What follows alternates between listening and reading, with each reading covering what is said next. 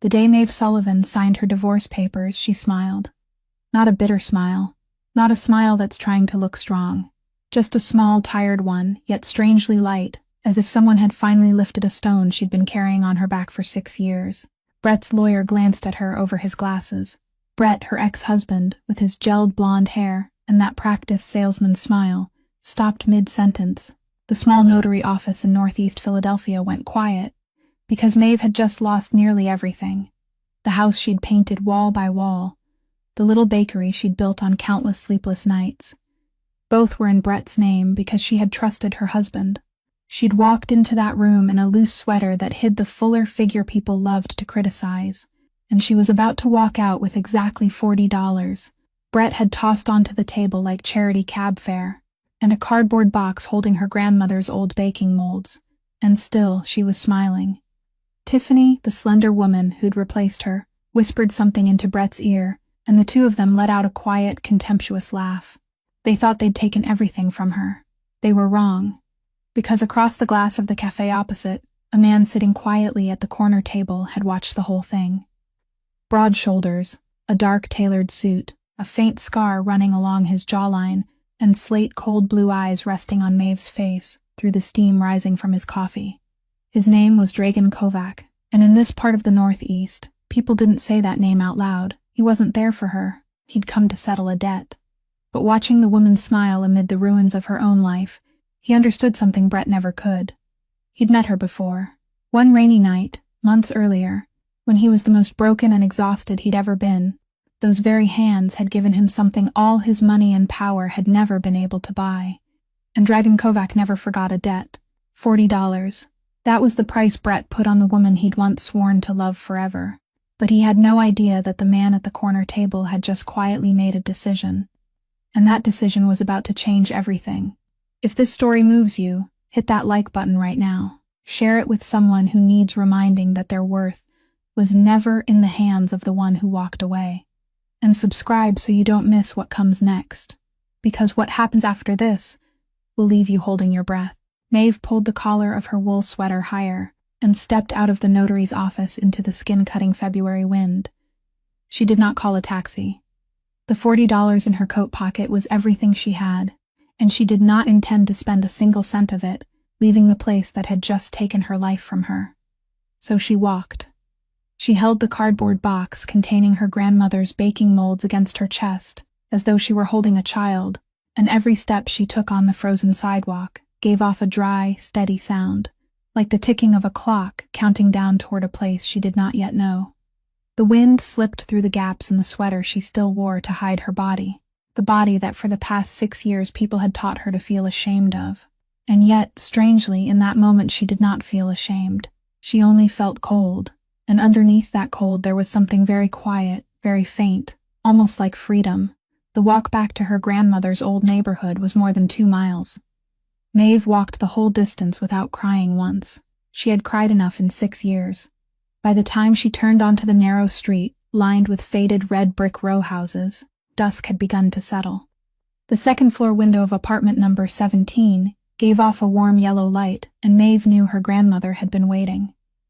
Grandma Cora always waited. She had not even managed to knock before the door opened, and the 70-year-old woman with her silver hair pinned neatly back stood there, her age trembling in the hands she reached out to embrace Maeve, without asking a single question. She did not ask what the court had ruled. She did not ask what Brett had done. She only looked at her granddaughter's face, looked at the cardboard box in her hands, and understood everything. Those wrinkled hands cupped Maeve's face, warm as if they had just been pulled from the oven, and she said softly, her voice hoarse but steady, "Come inside, child. It's too cold out here." Maeve stepped into the small apartment scented with cinnamon and flour, the scent that had followed her from the days when she was tiny, standing on a little stool, and watching her grandmother knead dough. Everything inside was just as she remembered it. The scratched wooden table where she had learned to write her first letters, the old radio on the kitchen shelf that could only catch 2 stations, the faded floral curtains, still washed clean. This was the only place in the world that had never told her to shrink herself, to be quiet, to become less of who she was. Grandma Cora helped her sit down, poured her a cup of hot tea, then sat across from her and let her breathe. There was more love in that silence than in every word of comfort anyone could have spoken. After a long while, Maeve finally stood and carried the cardboard box to the kitchen table. She opened the lid. Inside were the tin baking molds, dented by the years, cutters shaped like stars, hearts and snowflakes, the ones her grandmother had used since before Maeve's mother was even born. This was the only thing Brett had not bothered to take, the only thing he had considered so worthless that he had not cared to fight over it. Maeve lifted each mold out and set it on the wooden table slowly, almost solemnly, as though she were laying down the last remains of the person she had once been. 6 years of devotion had vanished, leaving behind nothing but the faint scent of betrayal. Grandma Cora watched her granddaughter arrange the molds, and in the old woman's eyes there shone something Maeve did not recognize, because her head was bowed. It was not pity. It was a quiet and unshakable faith, the faith of someone who had lived long enough to know that there are things no court and no man can ever confiscate. She reached across the table and placed her trembling hand over Maeve's, right on top of the star-shaped mold, and she said those molds had made thousands of pastries, and they were still very good, still strong enough to make thousands more. Maeve lifted her eyes to her grandmother. She did not know that somewhere else in the city, a man with an unforgettable, piercing gaze had also just remembered those hands, and was quietly searching for a way to step back into her life. 6 years earlier, on an autumn afternoon, 21-year-old Maeve Sullivan stood behind a white-covered table in the lobby of a newly opened model home development in the northern suburbs of Philadelphia, and she wished she could dissolve into the wall behind her. She had been hired to bake for the event, maple leaf-shaped butter cookies and tiny apple tarts arranged like fans on silver trays, and she had made them so beautiful that everyone who passed had to stop. But Maeve was not used to being looked at. She wore the loosest blouse she owned, stood tucked into the corner of the table, and whenever someone complimented the pastries, she blushed, murmured her thanks, and bent down to rearrange the tray as though it were the most urgent task in the world. She had grown up with the idea that she was the kind of girl people remembered for her baking talent and nothing else, and she had learned to accept that the way people accept the weather. Then Brett Halloran walked over. He was the young real estate agent for the development, with neatly styled blonde hair, a fitted suit, and the smile of a man who knew exactly how good he looked. He picked up an apple tart, took a bite, then closed his eyes as though he had just tasted something sacred, and he said that in all his career selling houses, he had never seen anyone make an entire room forget they had come to look at homes with just one pastry. Maeve laughed, thinking it was only the polite charm of a salesman, but Brett did not leave. He stayed beside her table for nearly an hour, asking where she had learned to bake, asking about her grandmother, asking why someone with hands that could create things like this kept standing pressed into a corner. And when he looked at her, he looked directly into her eyes, not down at her body the way so many glances had taught her to avoid all her life. To a girl who had grown used to thinking of herself as invisible, being seen by someone like Brett felt like the sun suddenly falling across a corner of the garden that had never known light. They began dating 3 weeks later. The first months were beautiful in the way Maeve would remember for a very long time afterward, not because they were perfect, but because it was the first time in her life she believed she had been chosen. Brett took her to restaurants she had never dared enter, pulled out chairs for her, ordered for her, introduced her to his friends with a voice full of pride, saying, "This is Maeve. She makes the best pastries in Pennsylvania." He came to the small bakery where she worked, sat at the counter for hours just to watch her knead dough, and in those moments Maeve felt that her hands, her body, her whole self, had suddenly become valuable in a way she had never dared dream. Grandma Cora was the only one who was not entirely at ease. The first time Maeve brought Brett to the small apartment, she made tea, smiled, and treated him kindly.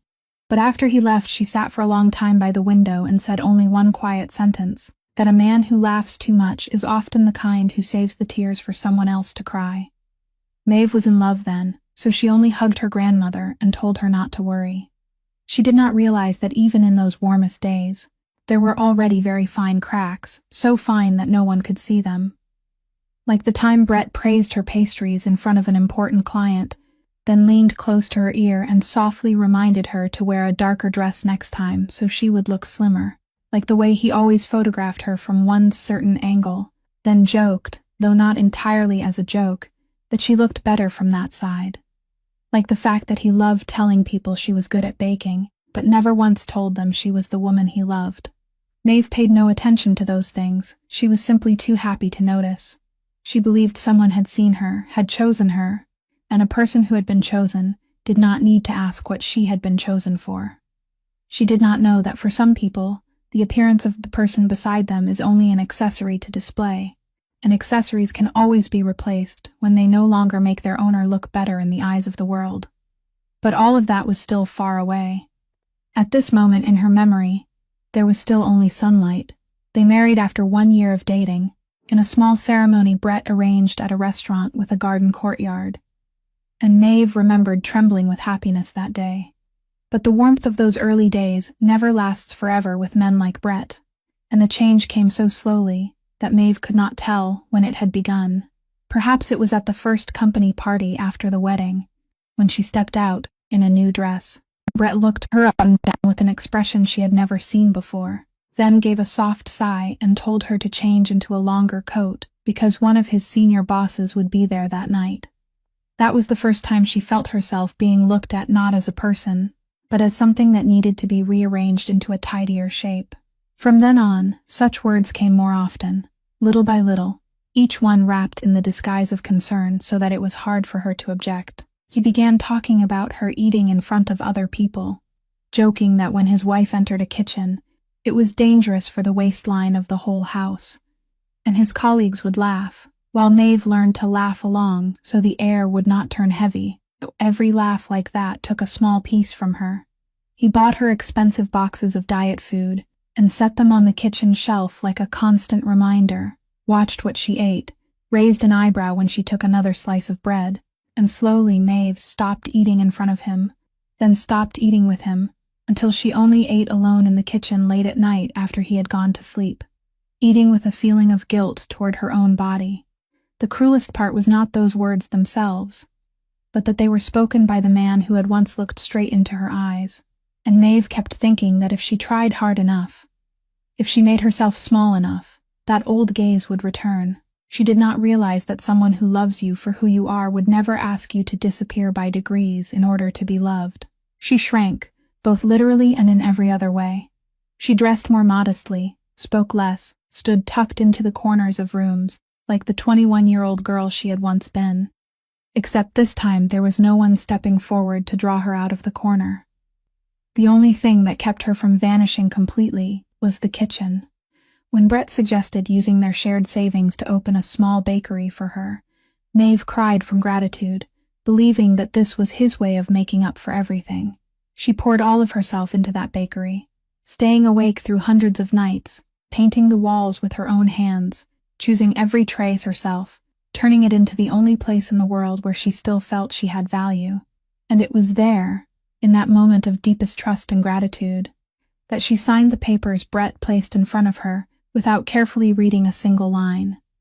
He explained in a sweet voice that putting the assets in his name would be more convenient for tax purposes, that he understood these things, that she only needed to worry about baking and could leave everything else to him. And Maeve, who had been taught all her life that she was not good at big, serious matters, nodded and set her pen to the page. The house they lived in was in Brett's name. The bakery into which she had poured her whole soul was in Brett's name. Their shared savings sat in an account under Brett's name. She had handed away every brick of her life and called it trust, because to her, trusting the person she loved was as natural as breathing. Grandma Cora, during one visit to the bakery, picked up the stack of copied papers, looked through them, and set them down very gently, and she looked at her granddaughter with the eyes of someone who had just seen a crack in the thing she loved most, but she said nothing, because she knew there are truths people must see for themselves before they will believe them. Maeve, at the time, was wearing an apron, her hands dusted with flour, smiling brightly as she showed her grandmother the first wedding cake she had been hired to make, and she had no idea that she had just assigned herself into the hands of the man who would one day use those very papers to push her out the door with nothing but a pittance. The trap had been set long before it fell shut. It was only waiting for another woman to step inside. The woman's name was Tiffany Price. And Maeve knew of her existence long before she knew her name, in the way any wife senses that something in the air of her own home has changed before there is any proof at all. Brett began coming home late, and the reasons he gave grew thinner by the day. Client meetings that stretched until midnight, weekend showings on the far side of the city. He began tending to his appearance like a man trying to please someone who was not his wife, changing cologne, buying new shirts, going to the gym at strange hours. And then there were evenings when he came home with an unfamiliar scent clinging to his collar, a perfume sweet and sharp, nothing like Maeve's, and every time she smelled it, something tightened in her stomach. For a long time, Maeve did what so many wounded people do. She lied to herself. She told herself he was only stressed from work, that the scent probably belonged to a female colleague sitting nearby, that if she did better, became gentler, less troublesome, everything would be all right. She cooked dinners he did not come home to eat, saved his portion, then quietly threw it away the next morning. She sewed him a new apron for his birthday, something he accepted with a careless nod before forgetting it somewhere. But there was something inside Maeve, something very small and very durable that 6 years of erosion had still not managed to kill, and it began to whisper that she did not deserve to live like this. That small spark grew brighter one afternoon when she arrived at the bakery earlier than usual and heard Brett talking on the phone outside the door, unaware that she was there. He was speaking to someone in the loose, relieved voice he had not used with her in a very long time, saying that he was trapped, that marrying her had been the biggest mistake of his life, that she was lazy and insecure and kept clinging to that tiny little bakery, while he needed a wife who could walk beside him as he climbed higher. A woman who made him look better standing next to her, instead of dragging him down. Maeve stood frozen behind the door, both hands still holding the tray of dough she had just kneaded, and in that moment she understood that the story of her had been rewritten long ago, not by truth, but by a man who needed a reason to leave, while still making himself look like the victim. She was the one who woke at 4 o'clock every morning to open the bakery. She was the one who made everything by hand while he only stopped by to take pictures for social media. And yet in his story she had become the lazy one pulling him down. The strange thing was that Maeve did not cry. She set the tray of dough down on the table, very gently, then straightened her back in a way she had not done in years. For the first time she saw clearly, not through the fog of love or fear, that the problem had never been her body, or the way she ate, or whether she was trim enough to stand beside him. The problem was him. The problem had always been him, and once she had seen that, there was no way to look back the way she had before. That night, she did not ask him about Tiffany, did not scream, did not throw anything. She only watched him eat the dinner she had cooked, listened to him tell the lies that had become too familiar, and inside her, something was quietly closing, a door she knew would never open for him again. She did not yet know what she would do. She did not yet know that every asset carried his name, that the road ahead would be crueler than she could imagine. But for the first time in a very long while, somewhere deep beneath the pain, Maeve Sullivan felt something return to her. Something Brett had spent 6 years trying to take without ever knowing it had never belonged to him. It was the feeling that she was still here, still whole, and worthy of more than this. The distance between the day, Maeve saw Brett clearly, and the day she lost everything was much shorter than she had imagined, because it turned out he had been preparing for this day for a long time, ever since that very afternoon when she wore a flour-dusted apron and signed the papers he had handed her without bothering to read them. When Brett's lawyer spread everything out on the table, Maeve finally understood the full size of the trap she had willingly walked into with all her trust. The house was in his name, the bakery was in his name, the savings account was in his name. On paper, Maeve Sullivan did not own a single thing in the life she had poured her whole soul into building. She had no money to hire a good lawyer, and the free legal aid attorney she found, kind though he was, could only look at her with regret in his eyes and tell her that legally, she had almost nothing to reclaim. Brett sat through those meetings with the calm of a man who knew he had won before the game ever began, and sometimes he even wore that familiar salesman's smile, the smile that 6 years earlier had made her believe she had been chosen. She tried to keep her dignity in every meeting, sitting with her back straight, speaking evenly, But inside she felt like someone standing there watching her own house burn with only one cup of water in her hands. The bakery was what hurt her most. Not the house, not the money, but the place where she had stayed awake through hundreds of nights, painted the walls with her own hands, and placed every remaining broken piece of her self-respect. Losing it felt like losing the only part of herself she still believed had value. And when everything was over, when the last papers had been signed, and she stepped out of the notary's office into the February wind with the cardboard box in her arms, Maeve managed to keep smiling until no one could see her anymore. But that night, in her grandmother's small apartment scented with cinnamon, looking at the old tin molds scattered across the wooden table, Maeve finally allowed herself to collapse. She had been strong all day, all month, all 6 years, and now that strength drained out of her, like water pulling back from sand. She sat down in the wooden chair, where she had learned to write her first letters, bowed her head into the 2 hands that had made thousands of pastries, and for the first time since everything had begun, she cried, not the restrained crying of someone afraid to trouble anyone, but the crying of a person who had touched the very bottom and had nothing left to lose. She cried for the 21-year-old girl who had believed that being seen meant being loved. She wept for the years spent fading away into corners, and for the hollow trust she had handed to a man who saw her only as an accessory. Grandma Cora did not say a word. She only pulled a chair closer, sat down beside her granddaughter, and placed her wrinkled, trembling hand over Maeve's. She did not tell her to stop crying. She did not say everything would be all right, because she had lived long enough to know that words like that are sometimes only the way people hurry to put out another person's pain because they cannot bear to witness it. She simply sat there, holding her granddaughter's hand, letting Maeve cry the whole of her grief in a room where she did not have to apologize for existing.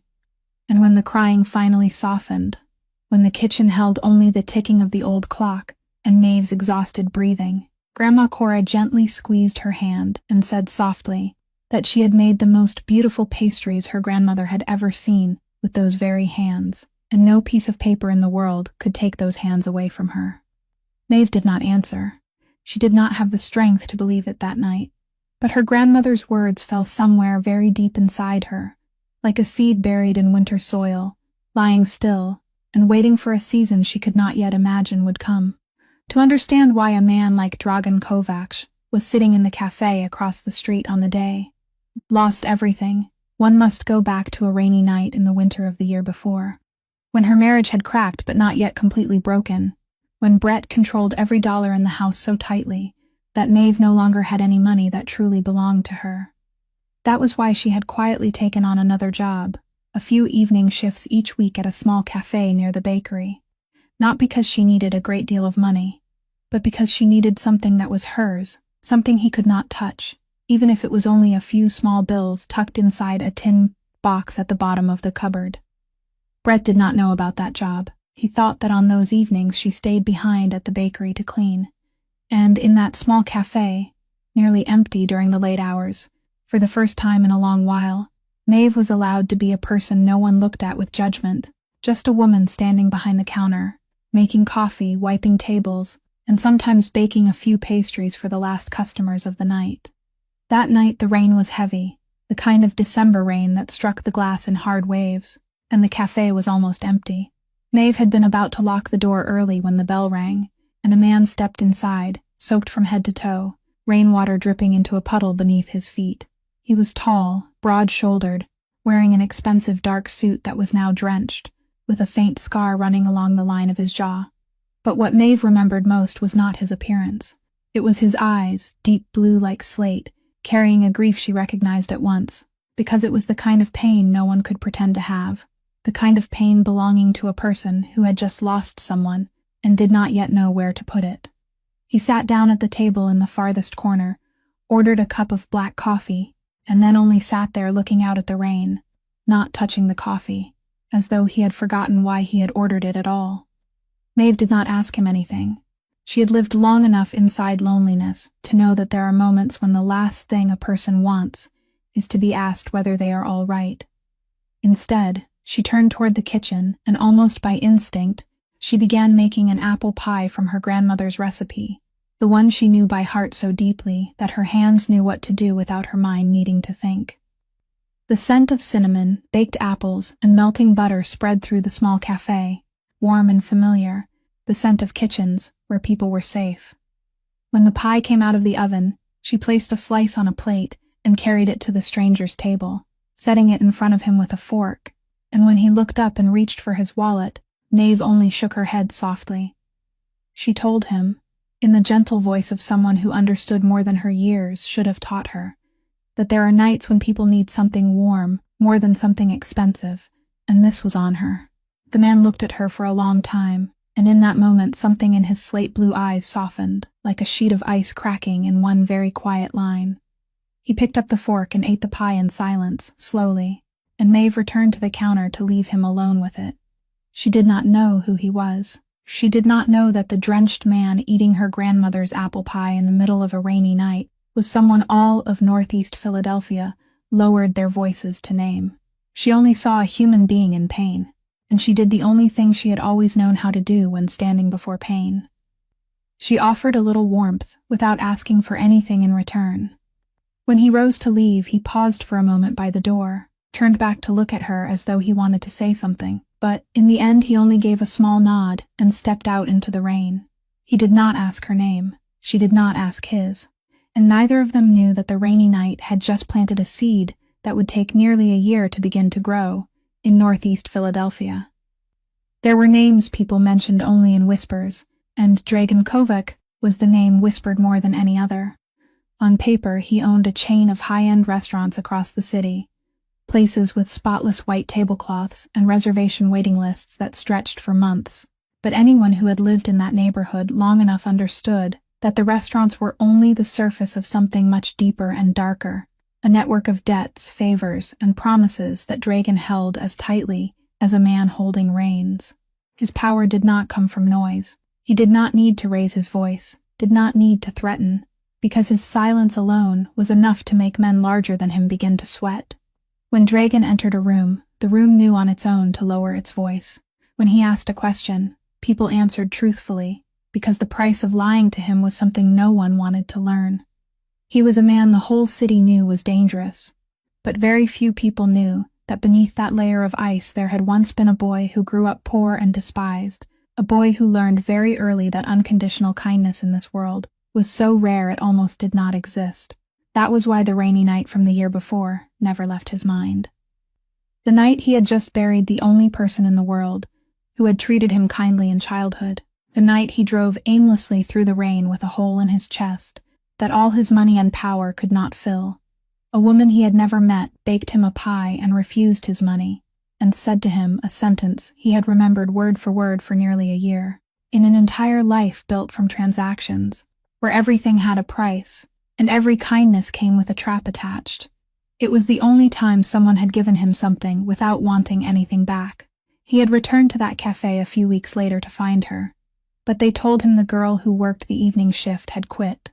He did not have her name, had no way to find her, and a man like Dragan was not used to that feeling of helplessness.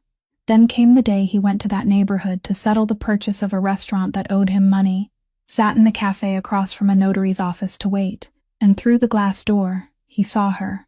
He recognized her at once, not by her face, but by something in the way she carried herself, the way she stood upright in the middle of the wreckage of her own life and smiled. And when he understood that the woman who had given him warmth on the darkest night of his life was being thrown $40 by some ordinary little man, and pushed out the door, something very cold and very still formed inside him. That night, in his high-floor office overlooking the whole city glittering with lights, Dragan called the only man he trusted, his right hand named Nico, a quiet man who had been beside him for nearly 20 years. He did not say much. He only told Nico to find everything about a woman named Maeve Sullivan, who had finalized her divorce at the notary's office on that street that morning, her name appearing in the case records. He wanted to know who she was, where she was, and what she had left. Nico, who was used to never asking why, only nodded. But there was something in Dragan's voice that surprised even Nico, a very faint softening he had not heard in nearly 20 years. When he hung up, Dragan stood by the window for a long time, looking down at the city where every name owed him something. This time, it was the opposite. This time, he was the one carrying a debt. And Dragan Kovac had never, not once in his life, left debt unpaid. 3 days after the evening, Maeve collapsed in her grandmother's kitchen. A man knocked on the door of apartment number 17. He was older, perhaps in his 40s, wearing a simple dark coat, and he had the calm bearing of someone who had never hurried in his life. He introduced himself as Nico and asked permission to speak with her for a few minutes. Maeve, who had learned to be wary of unexpected things, stood blocking the doorway and asked what he wanted. Nico did not step inside. He only stood there, his hands folded comfortably in front of him, and said that he represented someone who wished to offer her a proposal, a business opportunity, nothing more and nothing less. He said there was a commercial kitchen sitting empty in a building owned by his client, fully equipped, with industrial ovens, everything a baker would need, and that his client was willing to rent it to her for a price that was almost symbolic, so she could begin her work again. For a moment, Maeve's heart beat faster at the possibility, because it was exactly what she needed and exactly what she could never reach on her own. But then caution returned, stronger than before. She asked who his client was. Nico was silent for a moment, then spoke the name Dragan Kovac. Maeve felt the blood in her body turn cold. Even she, a woman who only knew baking and had never had anything to do with the world of whispered names, had heard that name. She had heard it in stories people told, half joking and half serious, in the way voices lowered when passing certain restaurants, and for one moment she could not understand why a man like that would know she existed, a baker who had just lost everything and had nothing left for anyone to notice. Fear rose inside her, and with it came a sharp suspicion. She had just escaped a man who had used her trust to take everything from her, and now a man far more dangerous was offering her something so good it could not be real. Maeve had lived long enough to know that things too good to be real usually were not real, that every gift carried a hidden price somewhere, and she did not want to know what price a man like Dragan Kovac would demand. She stepped back half a pace, tightened her grip on the door, and told Nico, in a voice she tried to keep steady though she was shaking inside, that she was very grateful, but she could not accept. She said she did not understand why his client cared about her, and the fact that she did not understand it was exactly why she could not accept. She said she had just lost everything because she had trusted the wrong person, and she did not have the strength to risk it one more time, especially with a man the whole city feared. Nico did not look surprised, nor did he try to persuade her. He only nodded slowly, as though her reaction was something he had expected, and perhaps something he privately respected. Before turning away, he took a simple business card from his coat pocket, with only one line of numbers on it, no name, no title, and placed it on the small windowsill beside the door. He said, in the same deep and steady voice he had used from the beginning, that his client was not the kind of man who forced anyone to do something they did not want to do, that this offer had no time limit and no conditions attached, and that if one day she changed her mind, she could call. Then he added a sentence that made Maeve go still, a sentence he spoke softly, almost to himself, that sometimes a person repays a kindness not because they want anything from us, but only because they have never forgotten what we did for them. He explained nothing more.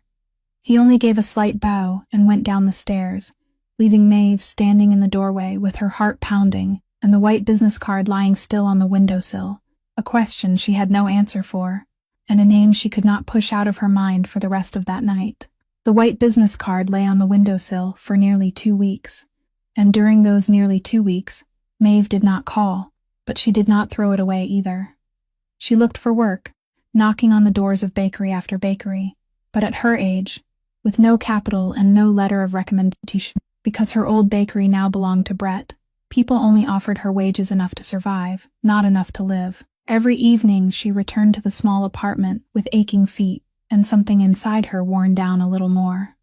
Then one night, after a day of being turned away at the 5th place in a row, Maeve sat alone in her grandmother's dark kitchen, without turning on the light, with only the street lamp spilling in through the faded floral curtain. Her grandmother's baking molds still lay there on the wooden table, where she had placed them the night she lost everything, and she looked at them in the darkness with a feeling she had never allowed herself to feel before. It was not the pain of loss, because she had already cried that pain dry. This was something worse, quieter, and far more dangerous. It was the feeling of surrender. It was the small voice in her mind whispering that maybe Brett had been right all along, that maybe she truly had no value, that maybe it would be best if she stopped trying, stopped dreaming of a bakery of her own, stopped believing that these hands could still make anything that mattered. She sat there in the dark, and for the first time, she truly thought about giving up, not giving up Brett or giving up the house, but giving up the part of herself that still dared to hope. She did not hear Grandma Cora get out of bed. The old woman simply appeared quietly in the kitchen doorway in her nightgown, and she looked at her granddaughter sitting in the darkness, and she understood at once what kind of darkness was sitting with her. She did not turn on the light.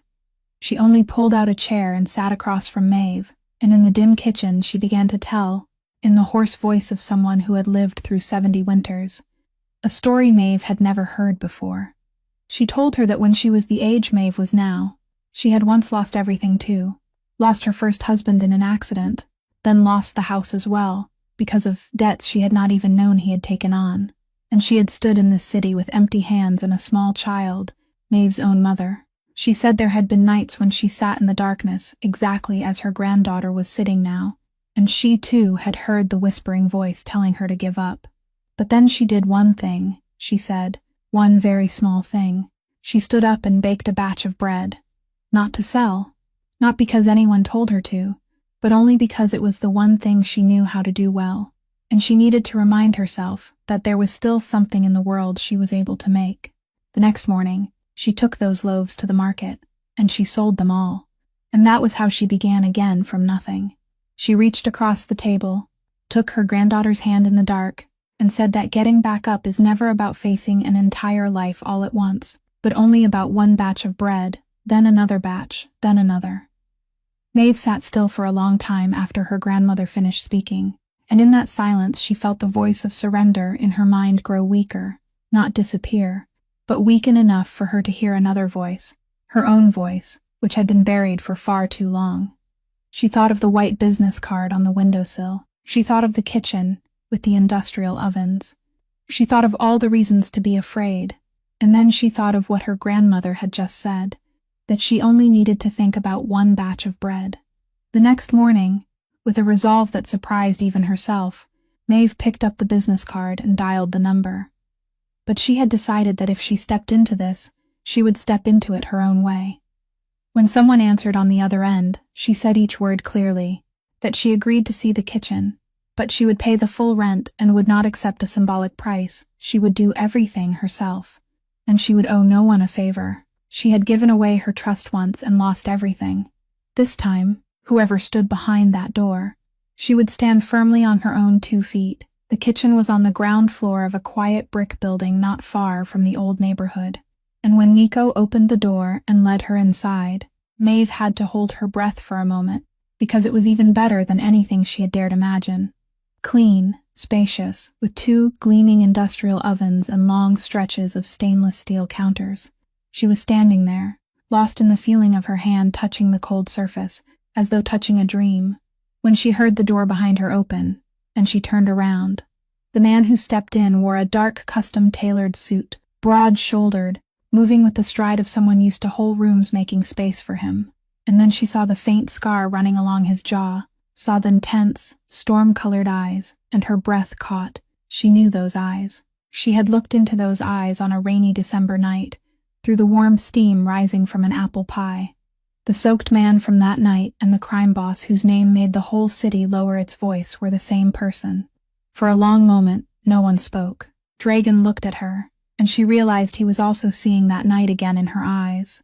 He was the first to speak, in a voice so low and quiet it was almost gentle, saying that he had looked for her for a long time, and that the pie that night was the best thing he had ever eaten, not because of how it tasted. Maeve straightened her back, trying to keep her voice from shaking, and said that if he had found her to repay her for a piece of pie, then she wanted to make one thing clear. She had given him that pie without expecting anything in return, and a gift that someone insists on paying back is no longer a gift. Nico, standing in the corner of the room, lifted his eyebrows slightly, because very few people dared speak to Dragon Kovac in that tone. But Dragon was not offended. The corner of his mouth lifted faintly, not quite a smile. but the expression of a man who had just had something confirmed that he had already believed. He said he understood, and that it was precisely because she had asked for nothing that he wanted all the more to do this. Maeve drew in a breath and laid down her boundaries, every word clear, the way she had prepared all night. She said she would rent this kitchen, but she would pay the full market rent, not the symbolic price Nico had offered. She said she would do everything herself, buy her own ingredients, build her own way, and accept no other help beyond being allowed to rent this place. And she said, looking straight into his slate-colored eyes without looking away, that she had just escaped a life where she had owed a man for every single thing she had, and she would rather have nothing than live that way again. She said she needed this to be hers, entirely hers, or she would walk out that door right now. The room fell silent. Nico glanced at his boss, waiting for the response he had seen Dragon give to men who dared set conditions before him, a coldness that made people regret their courage. But it did not come. Instead, Dragon looked at the woman standing with her back straight, and chin held high in the middle of the kitchen, demanding the right to pay the price of her own life herself. And in his eyes there was something very strange, something close to respect, and beneath it something else that even he would have struggled to name. Because he recognized that this woman still had something he had lost a very long time ago, somewhere along the road that had turned a poor boy into the man an entire city feared. She still had her cleanness. She could still give without calculation, could still refuse the things she needed in order to keep her self-respect, could still be human in the way he had stopped being human long ago. He nodded slowly, and he said, "All right. You'll pay the full rent. You'll do everything yourself, and no one in this building will owe anyone anything."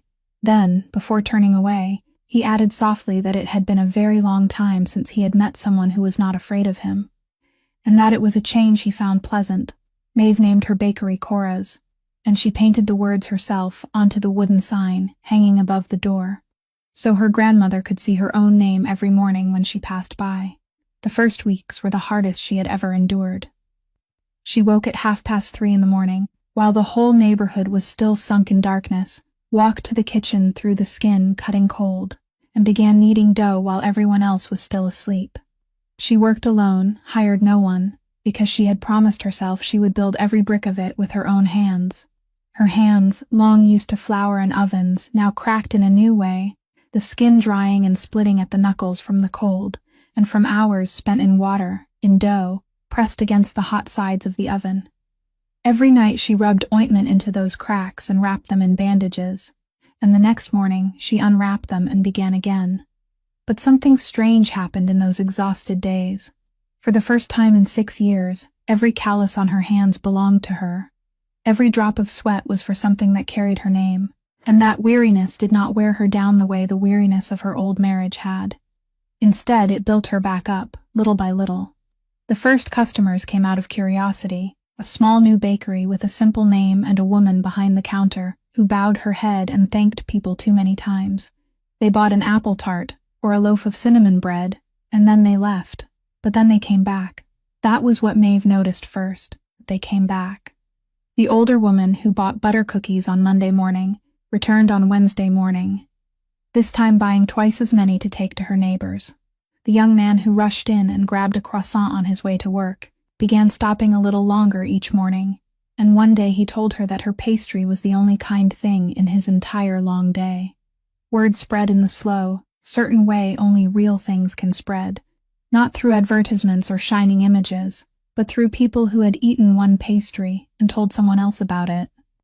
People began talking not only about the taste, but about the woman who made it, about the woman who always remembered the names of her regulars, the woman who always set aside one pastry at the end of the day, for the homeless old man sitting on the corner, and never made a show of it. The story of her kindness traveled alongside the taste of her baking, and the two became so closely woven that they could no longer be pulled apart. On the first morning, when a line of people was waiting outside before she had even opened the door, Maeve stood still behind the glass for a long while, her hands still dusted with flour, and something rose in her throat. It was not pride, not exactly. She was not used to pride. It was something else, quieter and deeper, the feeling of someone who, after many years, had finally seen herself in a mirror and had not turned away. Grandma Cora came to the bakery on afternoons when her health allowed, sitting in the chair by the window, and she watched her granddaughter move behind the counter with a skill and confidence she had not seen in her for many years. One afternoon, after the shop had grown quiet, Maeve brought her a warm apple pie fresh from the oven, made from her own recipe, and the two of them sat together eating in the slanting sunlight. Grandma Cora took a bite, closed her eyes, then said softly that it was even better than the pies she used to make, and Maeve burst into laughter, real laughter, full and round, the kind of laughter she had lost so long ago that she had almost forgotten it had ever belonged to her.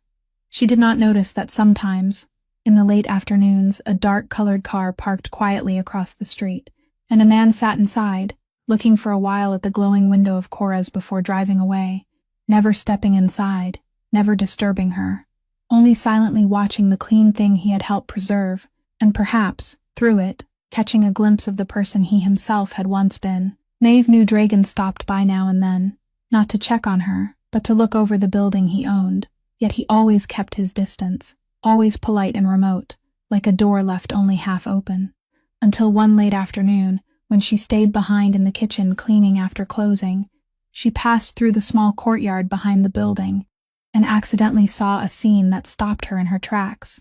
There, in the dimming light, Dragon was standing beside an old man, the building's doorman whom Maeve greeted every morning, a thin man with trembling hands and a walk slowed by age. The old man was crying, and Dragon, the man whose name made the whole city lower its voice, was standing there listening, not impatient, not condescending, but with a gentle patience Maeve had never imagined he could possess.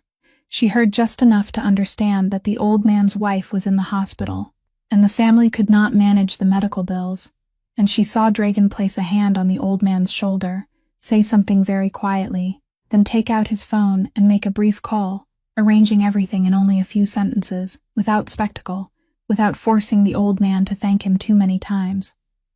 When the old man tried to take his hand in gratitude, Dragon gently withdrew it and said this was not a favor, that a man who had worked honestly his whole life should not have to beg anyone to save the person he loved. Maeve stood still in the dark, and she felt something in the way she saw this man shift. She had grown used to thinking of him as a dangerous force to be guarded against, and perhaps he truly was that in other rooms, with other people. But this was also part of him, the part that quietly paid debts no one knew about, the part that still remembered what it meant to be abandoned, and therefore could not bear to stand by while someone else was abandoned.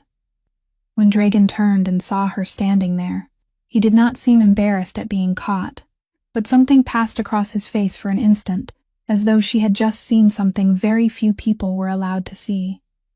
They stood together in the dark courtyard, and for the first time, the two of them spoke not as owner and tenant, but as two human beings. Maeve said she had not expected him to do that for the old man.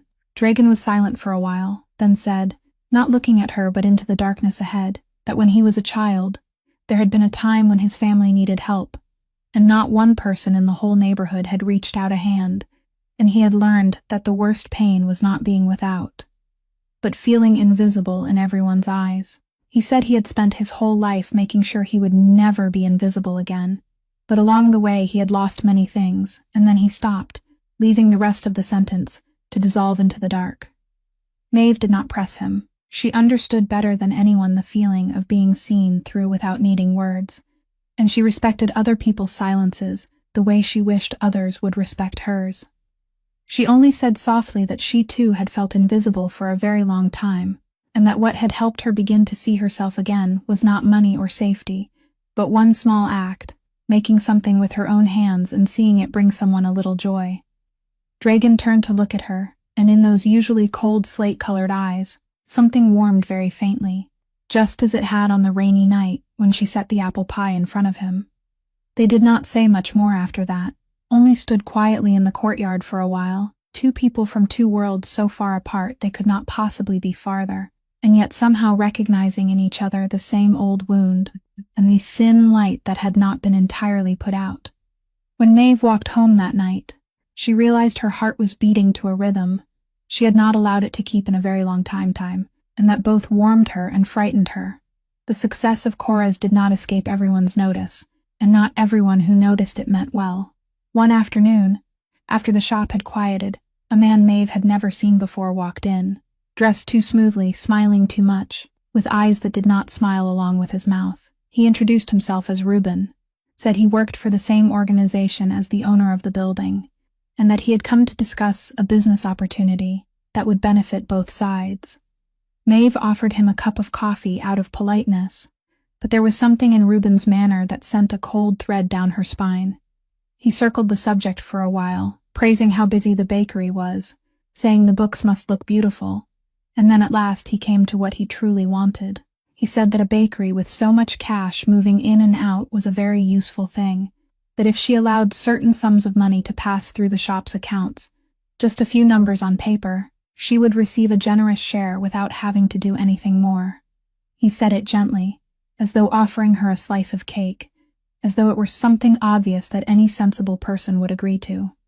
Maeve understood at once what he was offering. She might not know the world of whispered names well, but she was not naive, and she knew that the clean little bakery she had built with sweat and the blood from the cracks in her hands was being invited to become a screen for dirty money. Her heart pounded hard, but her voice did not tremble when she set the coffee cup down and told Reuben she was sorry, but her answer was no. She said this bakery was hers. Every dollar that passed through it was clean, and she would rather close the doors than let it become anything else. Reuben's smile went out, and the false friendliness dropped from him like a mask slipping off a face. He rose, stepped closer to the counter, lowered his voice into a soft, smooth sound more frightening than shouting, and said she should think carefully, that a woman alone with a small bakery in this neighborhood ought to understand that refusing good friends could sometimes be a very unwise decision. He left the sentence hanging in the air with the full weight of what it implied, and Maeve felt the old fear, the fear from the years when another man had backed her into corners, rise in her throat. But she did not step back. She stood straight behind the counter, both hands resting on the wood, and looked him directly in the eyes. At that most constrained moment, when the air in the bakery had grown thick enough to cut, the bell over the door rang softly. Dragon stepped in. He did not hurry, did not raise his voice, only entered with his usual calm stride. But the instant Reuben realized who had arrived, his entire body changed, his shoulders drawing in, his face going pale. Dragon's eyes moved over the scene before him, over Maeve standing straight behind the counter, over Reuben standing too close to her, and he understood everything in a single glance. He did not need to ask what had happened. He only walked forward, placing himself between Reuben and the pastry counter with unhurried ease, and when he spoke, his voice was so quiet, Maeve had to strain to hear it, but every word was cold as steel. He told Reuben that this bakery, this woman, and everything belonging to this place were beyond limits, forever, and that if Reuben, or anyone carrying the organization's name, ever came near it again with an offer like the one he had just made, that person would answer directly to him. He did not add any specific threat. He did not need to. The way Reuben swallowed and stammered an apology showed that he understood very clearly what lay beneath that silence. Dragon only tilted his head toward the door, a small gesture, and Reuben almost ran out of the bakery, not daring to look back. When the door closed behind him, the tension drained from the room like steam, and Maeve realized that her hands were shaking. Dragon turned to her, and this time there was no coldness in his slate-colored eyes, only a quiet concern as he asked whether she was all right. Maeve nodded, and then she said something that surprised even herself. She had not been afraid he would force her to do it, because if he were the kind of man Reuben was, he would have done it long ago. Dragon looked at her for a long time, then said softly that she was one of the very few things in the world he wanted to keep clean, and that he would never be the one to stain it. While Cora's grew busier with each passing day, somewhere else in the city, the life Brett Halloran had traded everything to obtain was beginning to crack in exactly the way he had once made Maeve's life crack. Slowly at first, then all at once. Tiffany Price turned out to be far more expensive than Brett had imagined when he was still intoxicated by the image of her. She liked restaurants that appeared in magazines, vacations in places that photographed well, and brand name things people could recognize from far away. And Brett, trying to keep her beside him and preserve the successful image he had spent his whole life chasing, began spending far beyond what he earned. He borrowed money to buy the car Tiffany wanted to be seen sitting in. He borrowed more to pour into a real estate deal, he was certain would lift him into a higher class, a project he had bragged about to everyone before it had even taken shape. But Brett was better at selling other people's houses than managing his own money, and the deal collapsed, dragging with it the stacked debts he now had no income to repay. The house he had once taken from Maeve had to be sold to cover debt, the car was repossessed, and Tiffany, who had never promised to stay when there was nothing left to enjoy, left as lightly as she had arrived, leaving Brett in a cramped rented apartment with collection letters and a mirror he had begun to avoid looking into. It turned out that the polished image he had sacrificed everything to build was just as fragile as anything built on appearances instead of a real foundation. In desperation, Brett did what brokers do when they are sinking to the bottom. He accepted every contract he could get, choosing nothing carefully, refusing nothing that might bring in a commission. And it was that very desperation that led him, without his knowing it, into the exact world he should have avoided. A company wanted to hire him on to find locations for the expansion of a chain of high-end restaurants. A lucrative contract Brett seized like a drowning man reaching for a float, and only when he had already sat down at the first meeting did he slowly begin to understand who he was working for. The name Dragan Kovac did not appear on any paperwork, but it was present everywhere, in the way the representatives spoke, in their caution, in the invisible power that settled over every meeting. Brett, who had always considered himself clever, a man who knew how to read a situation, felt for the first time in his life that he was standing in a room where he controlled nothing at all. Then, through casual conversations on the edges of meetings, he heard people mention a small bakery becoming famous all across northeast Philadelphia.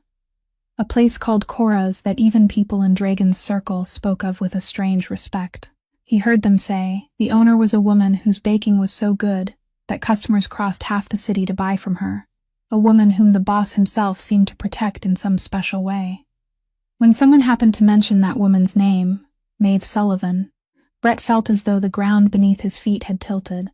For a moment, he thought he had misheard. The woman he had thrown a miserable cab fare at before pushing her out the door, the woman he had rewritten into a lazy, useless burden who dragged him down, was now the owner of a bakery the whole city was naming. And somehow she stood under the protection of the most powerful man in the district. Brett sat in his cramped rented apartment that night, looking out the window at the city glittering with lights, where everything he had once owned had slipped through his fingers, and for the first time, a very unpleasant thought crept into his mind, the thought that perhaps he had thrown away the only thing of real value he had ever held, and that it was far too late to take it back. Brett came on a late afternoon, near closing time, perhaps because he was clear-headed enough not to want anyone else to see him in this state.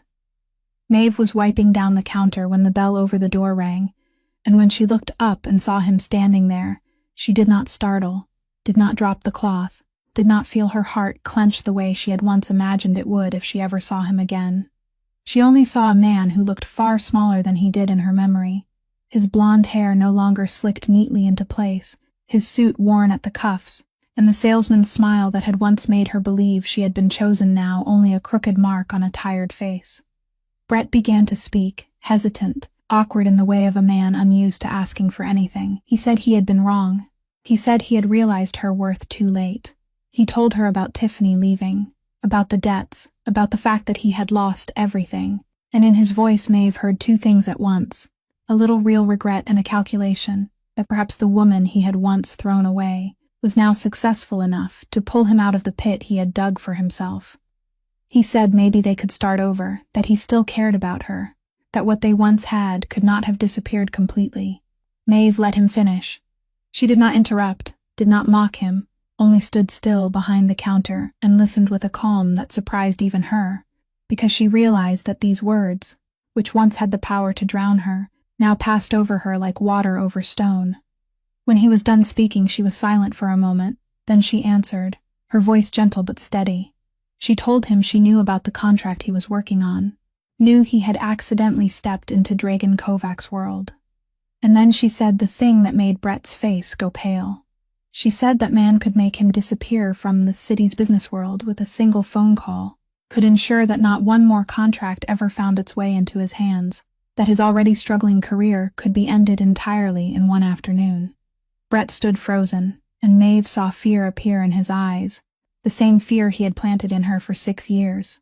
But then she went on, and her voice softened. She said she had asked Dragon not to do that.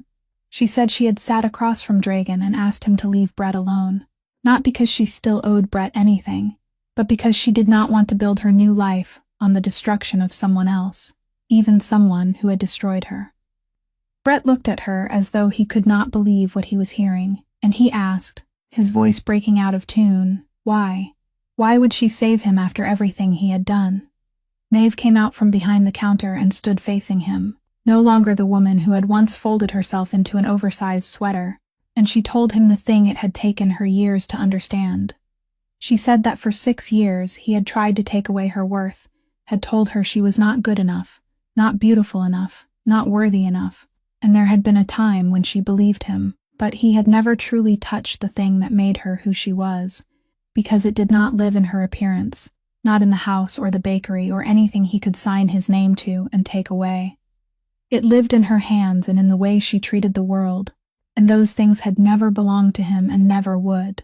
She said she did not forgive him because he deserved forgiveness, but because resentment was a rope tying her to him, and she had decided to cut that rope so she could be free. She said she had not saved him because she still loved him. She did not love him anymore. She had saved him because the woman she had become was not the kind of woman who would push someone over the edge, even if that person had once pushed her. Brett stood there, and for the first time in all his life spent polishing his own appearance, he truly saw the woman in front of him, and he understood, late and painfully, that he had once held something more precious than everything he had chased, and he had thrown it away for a handful of pocket change and shallow pride. When Brett asked, with the last bit of hope still left in his voice, whether they could begin again, Maeve did not answer right away. She looked at him for a long while, not with hesitation, but with something almost like compassion, the compassion of a person who had traveled far enough that she no longer needed the other person to pay. Then she shook her head, gently but firmly. She said no, and she explained, not to hurt him but so he would understand, that she was not refusing because he had betrayed her, not because of Tiffany, not because of the paltry sum he left her with, or because of anything he had taken from her. She said that if her reason were only those things, then it would still be about him, still leaving him at the center of her life. The truth, she said, was much simpler and much larger than that. She was refusing because she would never hand her dignity back to someone who had once treated it as worthless. She said she used to think love meant being chosen by someone, so she had been grateful enough to lose herself just to remain inside that choice. But now she understood that real love never asks a person to shrink in order to fit inside it. Brett did not argue. Perhaps because for the first time in his life he could not find any words to sell, or perhaps because somewhere deep inside he knew she was right. He nodded slowly, and when he turned and walked toward the door, his strides was that of a man carrying the late understanding of what he had lost, an understanding that would stay with him for a very long time. The door closed behind him, and this time the sound did not feel like a wound, but like a story finally closing in the right place. Maeve stood still for a while in the empty bakery, then turned back to the work she had left unfinished, and she realized her heart felt light, not because she had won, but because she had stopped needing to win. In the months that followed, Cora's became more than a place that sold pastries. Maeve began setting aside Saturday afternoons to teach free baking classes, and she especially opened her arms to grown women who had passed through things like the things she had passed through. Women who walked into the bakery with their shoulders pulled in, and their eyes already apologizing for their own existence. Among them was a woman named Deborah, in her 40s, newly out of a marriage that had worn her down for 2 decades, a woman who came to the first class with trembling hands and apologies waiting on her lips for everything she did. Maeve saw herself from years before in that woman, and she did for Deborah what Grandma Cora had done for her. She did not pity her. She simply placed a ball of dough in her hands and taught her how to knead it, then stood beside her patiently until Deborah made the first loaf of her life, without needing anyone's permission. When Deborah took the loaf out of the oven and looked at it, as though she could not believe her own hands had just made something so beautiful, she began to cry, and Maeve only held her hand, exactly as her grandmother had once held hers in the dark kitchen. and she said this was only one batch, and there would be another, and then another. Self-respect, Maeve had learned, was not something that could be given to anyone with words, but only something slowly kindled through the act of making something with one's own hands and realizing one had value. And Dragon. He was still there, at the edge of her new life, closer than before, but never in a hurry. They began talking more in the late afternoons, sometimes only a few words, sometimes longer, two people carrying different wounds and recognizing in each other a rare understanding. There was no confession of love, no hurried promise. There was only something growing slowly and equally between them, built not on the rescue of the weak by the strong, but on respect between two people who had both risen to their own feet. Maeve no longer needed anyone to come save her. She had already saved herself.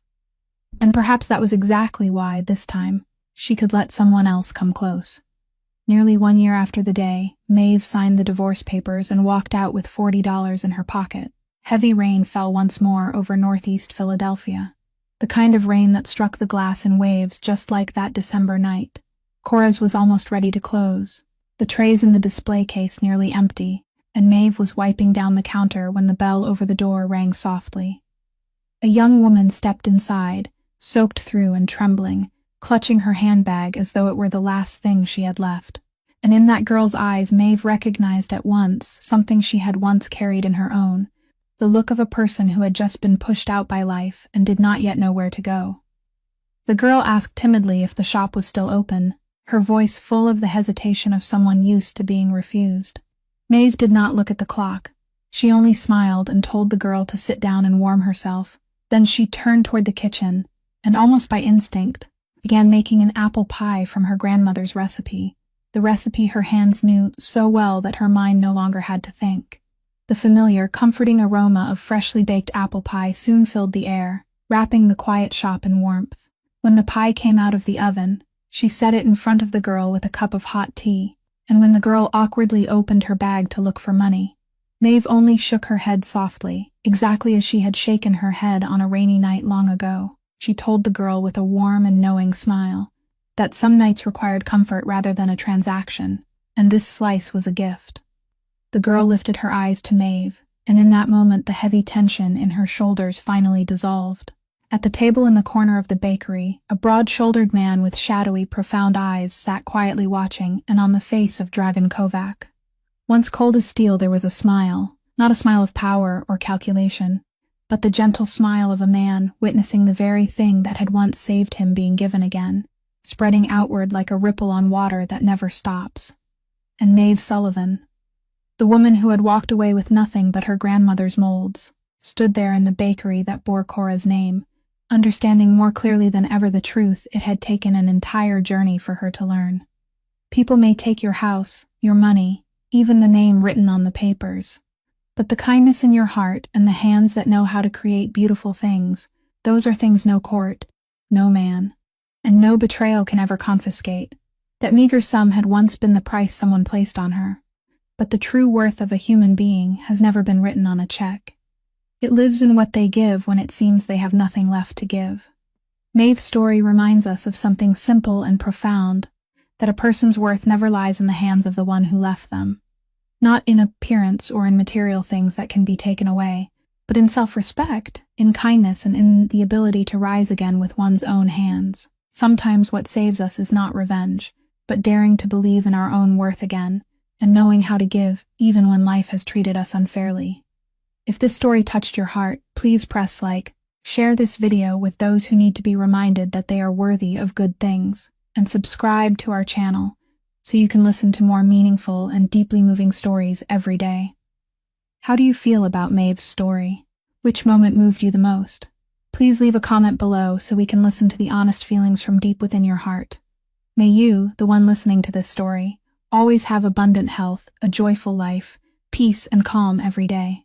Goodbye, and see you again in the next videos.